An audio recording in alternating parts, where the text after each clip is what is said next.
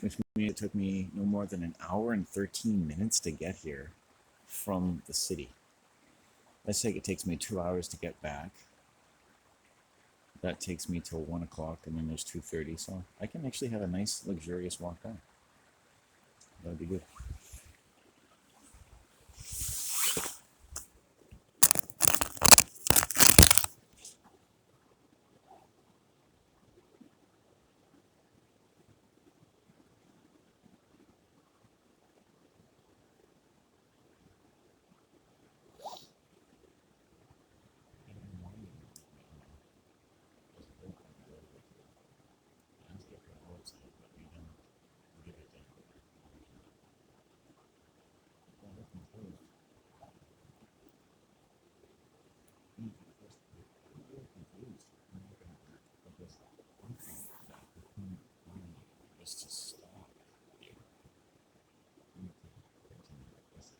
Well, here's the thing.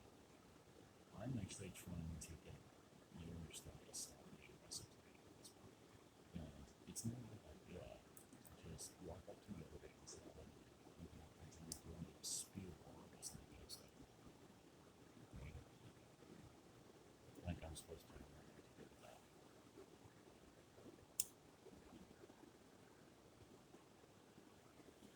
It's amazing what people do, and they think they can get away with it.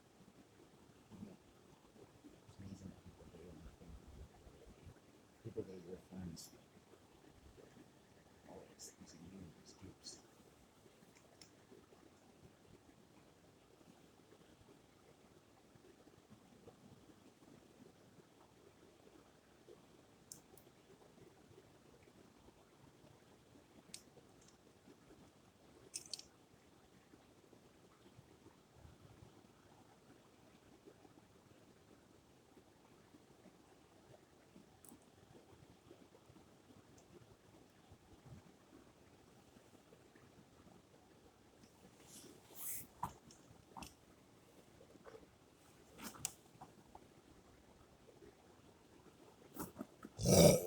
It's pretty nice weed.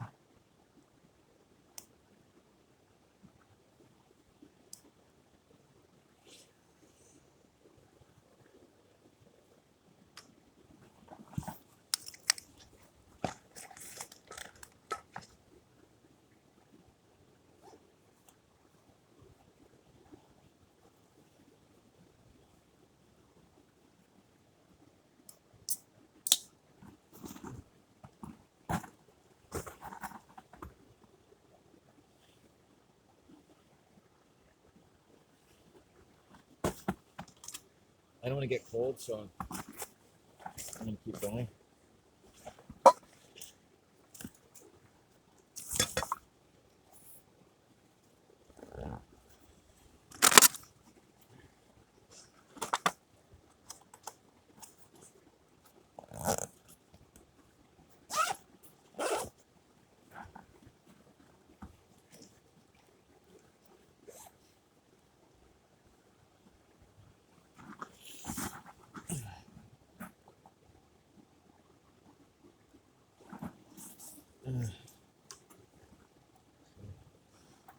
Is that the way you talk to other people?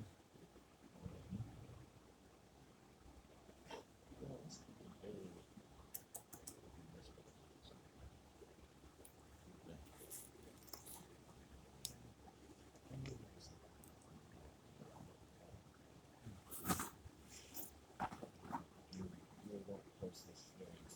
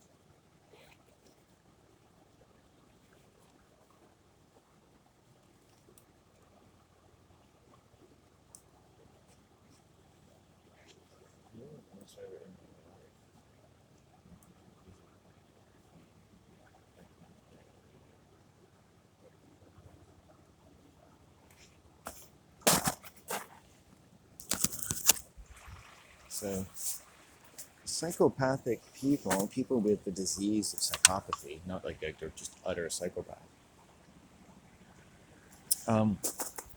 they feel differently. But not all of them are noticeable. If there were 3 or 4 psychopaths attending to you in a hospital, one of them might seem eminently psychopathic, right? But he's part of a group mind, or a group disease. So where there's one psychopath, which are people you can pick out, so they're psychopaths you can pick out. Okay. And, there's more tracks going this way. Wow. When you pick up that one is part of a group of psychopaths. Okay? It's sort of like the raptors in Jurassic Park when he says, you see the one in front of you, but you don't see the 2 coming at you from the side. In this little made-up science, right? The idea of pretending you know what things are. It's all conjecture, right? They just got bones. That's all they have. And,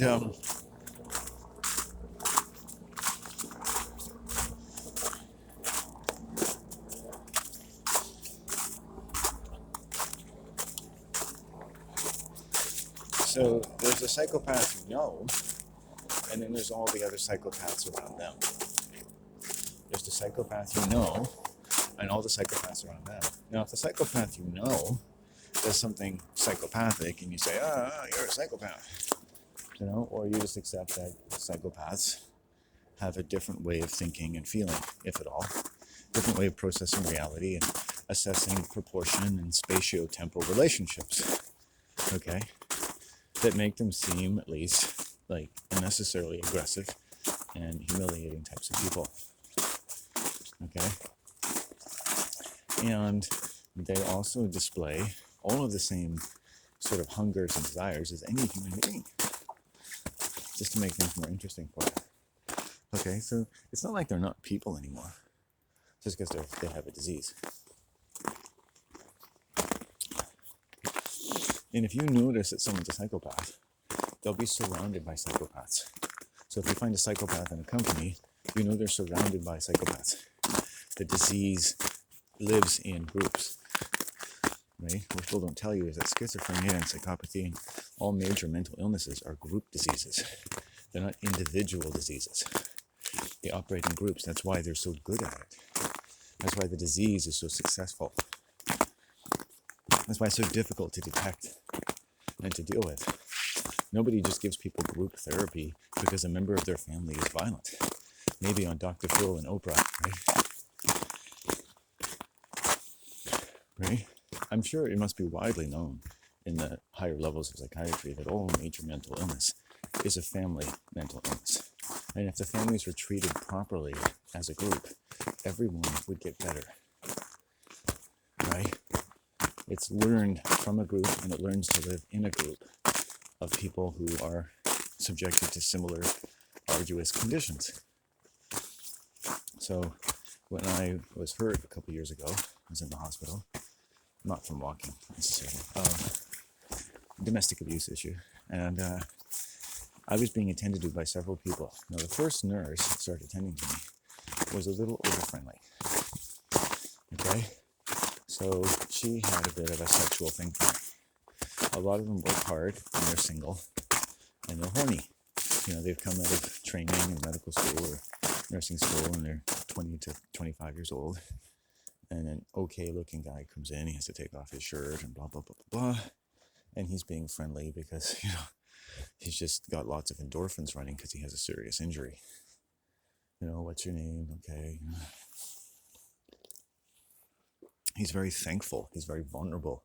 You're seeing a man when he's very vulnerable. And so that's one thread. And then of all the people in the room, a couple doctors, a couple nurses, a breathing technician, sort of a poor man's anesthesiologist comes in because they have to put me under. And he's a psychopath. And instantly he comes in the room, there's like a chill. And he's the only person that doesn't acknowledge my energy at all. Right? Comes in the room, doesn't know me. And yet he's the last person I talk to. Just as I'm coming to consciousness, he starts initiating a humiliating conversation with me. It doesn't matter what it is. He thinks it's helpful. It makes sense to him. He asks me a rhetorical question and then begins to give me unsolicited advice about my life. Kind of like a police officer I went to once. And I tried to tell him that somebody in my home had done awful things to me, and he wouldn't take my report because he didn't believe me, even though he could have phoned the hospital and seen that I had been admitted for these various injuries. And you get used to getting treated that way. You have to change your life a little bit.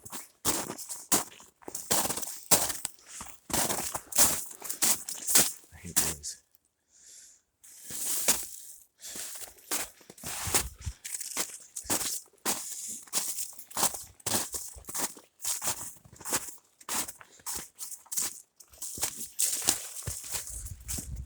And you have to change your life.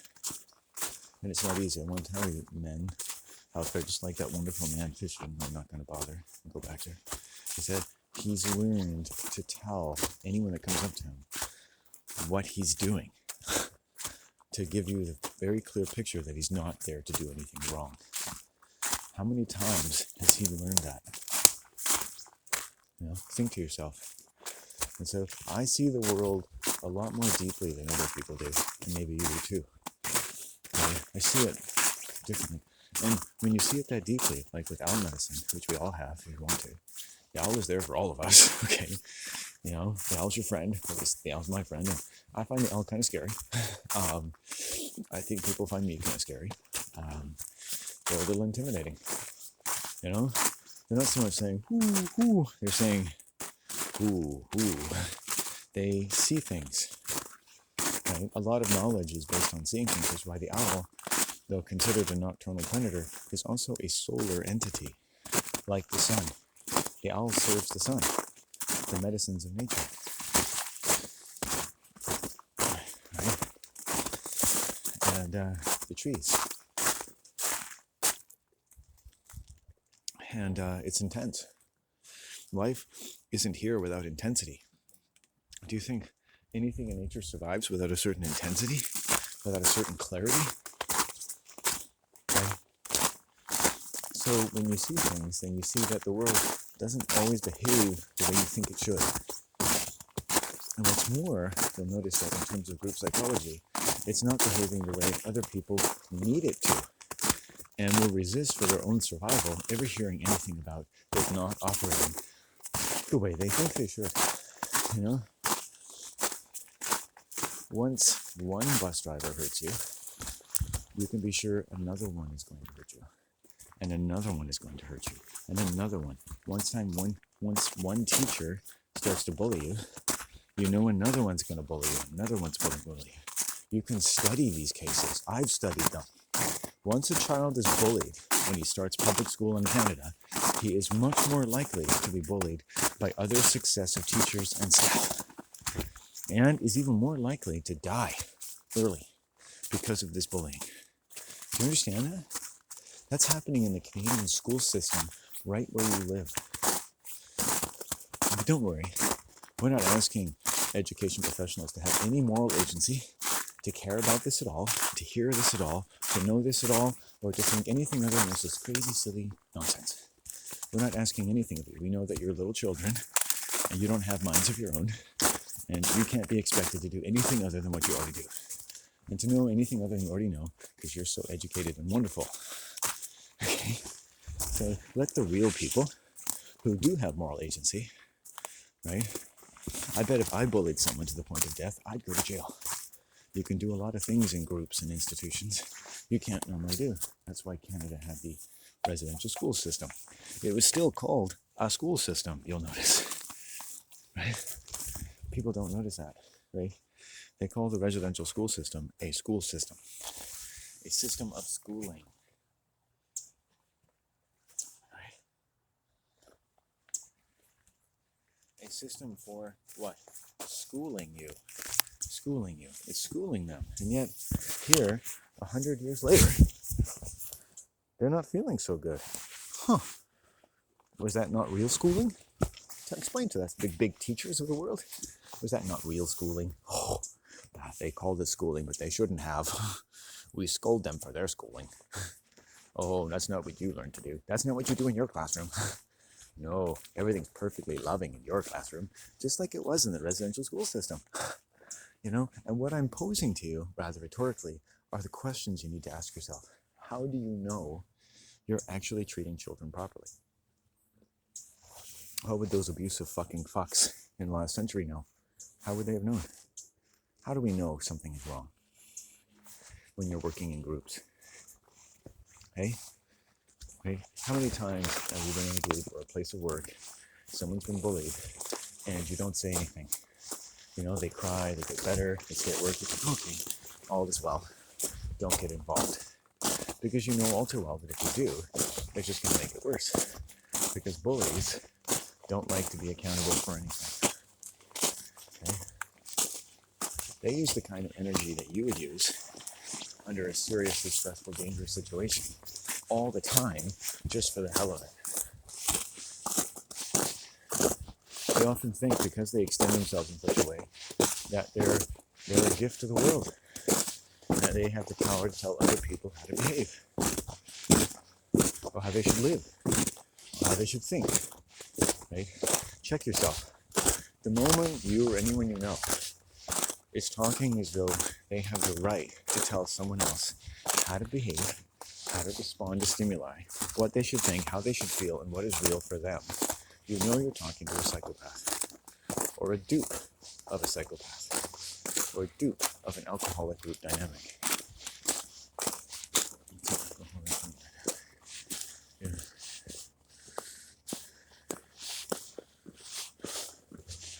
Let's go down this way. Let's get off this ice sheet. Maybe ice sheet.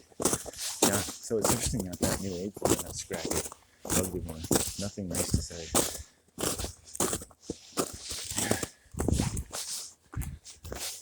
At least she said it with a smile.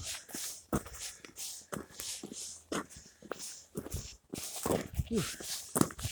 I never thought to hate winter. I hate violence. I hate bullies. I hate bullies.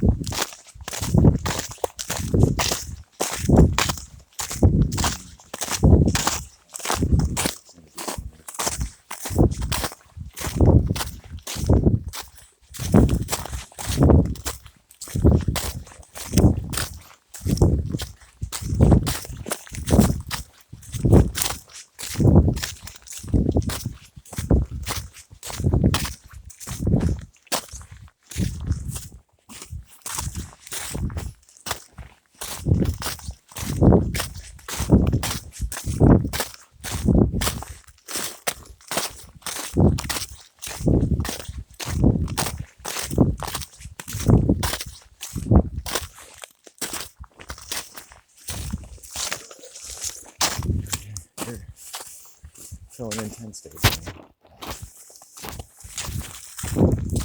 I've been meaning to writing more information to the transit system because they're really quite stupid. You can see.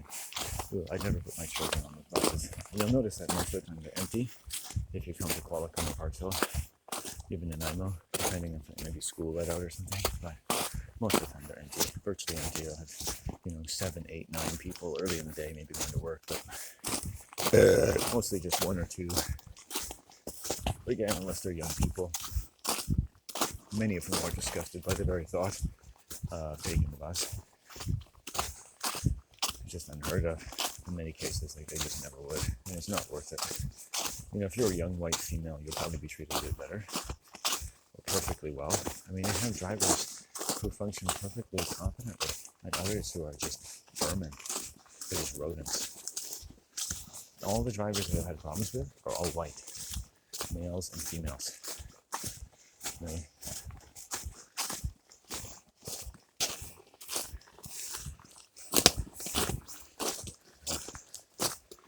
You don't want to mess with the white race. I mean, look what they did to North America, right? It hasn't ended. I mean, white people think it has. They think it's over. They go to their beautiful little TVs and their homes and their garages and stuff, and they all's well that ends well. It's like we raped, killed, and massacred tens of millions of innocent people. You understand? That doesn't just go away. That creates a rift in space and time. That creates a rift in the ethos.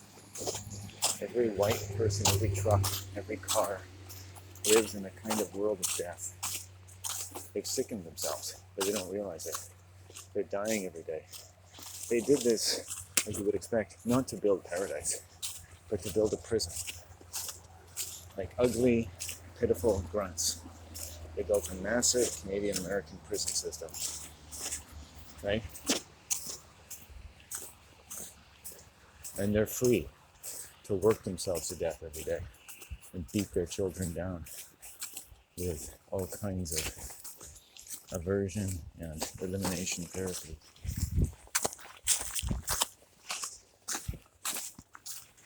Denial, right? Never before in history do so many children have so much and so little.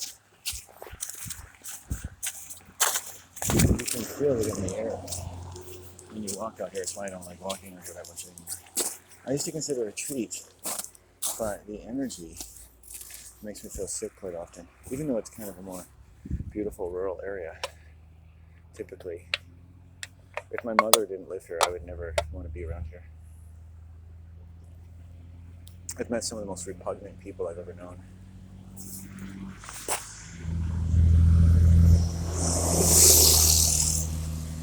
And there's so many nice people, but those repugnant ones, they tend to want to stick their neck out. And you start to see that the world around you is filled with, I mean, we are all tacitly participating in a psychopathic worldview because we generally tend to see reality in a way that has in some sense been conditioned by trauma. The trauma related to psychopathy, which is like how people behave when they're living out a great lie and playing different roles that, however useful and consoling, allow them to be part of inevitable violence that's very successful in delivering its poison without anyone having to change anything about their worldview. So, here's an example. I knew a middle-aged white mother who conspired with two other women, both of whom were known sexual predators, one of whom had raped me, to steal property out of my home. And after they had done this, and this woman was keeping the property in her house, she came up to me in public, didn't say sorry, and said hello and tried to be my friend, like nothing was wrong. Right? Think of the social and economic advantage and the lowered inhibitions you have to come up to someone whose property, $1,000 painting, is hanging in your house, and you're just making nice to them. How much denial do you have to put up your fucking vagina to do that? To make yourself feel better. You know? The level and range of violence is incredible. White women do it all the time. All the time. All the time. All the time. All the time. Every day. Because they're sick. Either they've been hurt so much, or their mothers or their fathers, that they don't see the difference between right and wrong anymore. Because they can't afford to in their group-related behavior. And this is someone who was vocal about trees being cut down on someone's private property. They didn't think they had the right to do what they wanted with their own property. I don't like it either. I think, but they feel like where their values are. It doesn't make any sense, right? They're hypocritical. And when I started to think, it's like, what kinds of women really treat men with respect? I think her name was Gaia, of all things. Probably not her real name. Not the name she was born with. And clearly had been invested with too much attention, probably. not enough sense.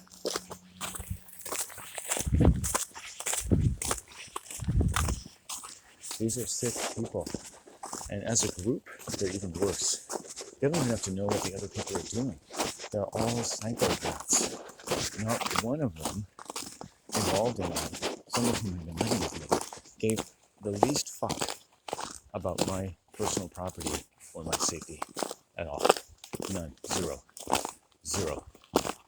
They don't think about it. So I had over 3 BC transit staff and operators, drivers, tell me that I might not ever get a ride from them from time to time if I'm not willing to make physical contact with the bus, even if, and especially if the doors aren't open, because the driver probably can't see me. So that means that what they're really asking me to do is to make physical contact with a piece of heavy machinery being driven by someone who doesn't even know I'm there. Does that sound safe to you? It's pretty lethal advice, isn't it? Are they asking me to jump under a bus? I saw one driver who actually dropped off some children and started moving the bus while they were walking in front of it and making physical contact with them.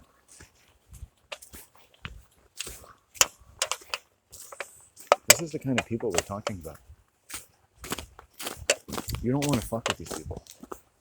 These are sick human beings, right? And they run oceanside bus services out of Nanaimo for Parksville, Qualicum, and some other areas, right? They're crazy, right? You don't want to take their buses here. Never take BC Transit in Oceanside area, Nanaimo, Parksville, Qualicum, Cedar. Never, never, never, never. It's run by psychos. Never shop at Naked Naturals or any health food store in the area. They're run by psychos. Okay?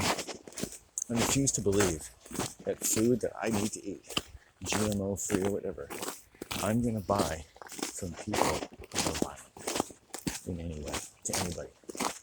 And I'm only glad I finally figured it out.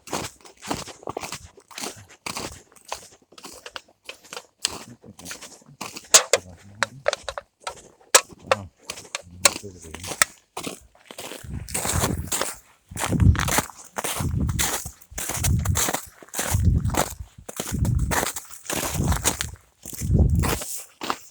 And now Naked Naturals has a $25 million bounty hanging over their head. Because I could take 10 and 20 years to sue them for $25 million. And they know that. And I let them know that. That's their entire fucking business. And I want them to live with that. Live with that little insecurity every fucking day of their life. With the assurance that I don't really plan on going through that. But for my own protection, I have to assess damages. I'm shocked from being sexually harassed by you. Right? A lot of people wouldn't bother telling someone that. That's just the fact of my life every day. You know, my mom's like, hey, let's park behind Naked Naturals. She had to go to the bank. You know the first thing I felt? My physical body went stiff with fear. I bet you they don't want me anywhere near their body. Right? And you think of all those thousands of people shopping in and out of that store every day over the next 10 years who will never be sexually harassed like I was. Why? Why?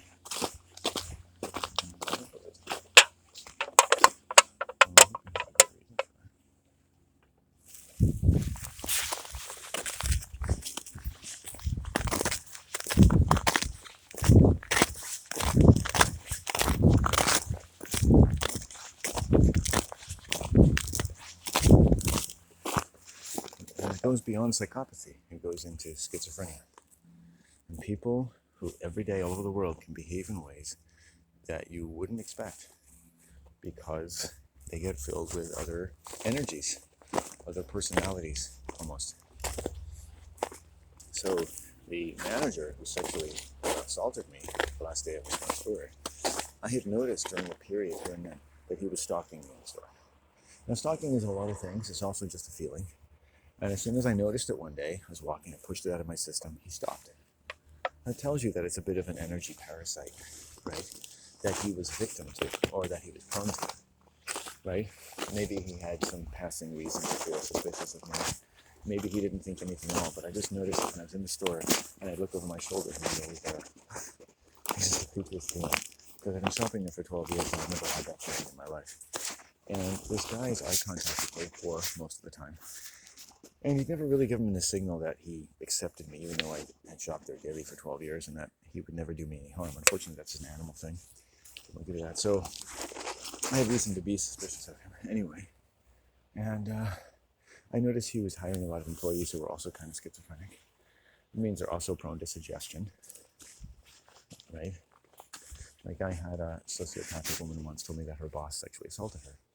Well, I didn't do anything about it at first because I noticed, A, that she still worked there, B, that she was smuggling and embezzling thousands of dollars out of the business while enjoying their generosity in giving her a job, which was a pretty nice one, actually.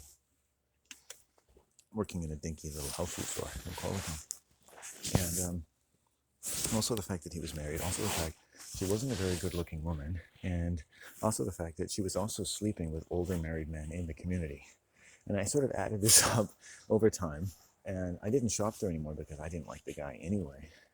But plus, it's hard to shop somewhere when you know that someone they had there for years was embezzling money from them. It's just creepy. But and so you get an idea of this person's MO. Right? So white women say all kinds of things.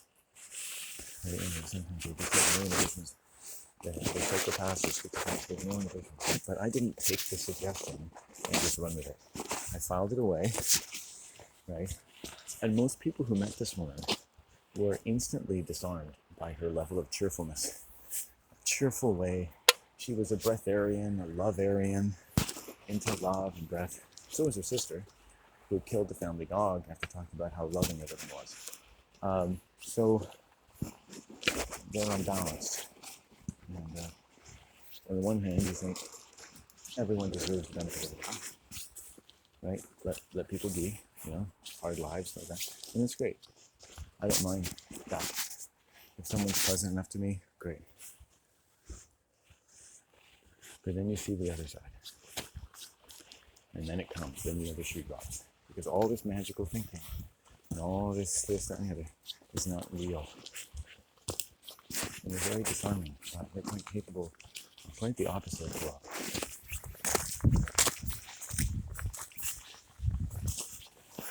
And maybe one day they'll grow out of that.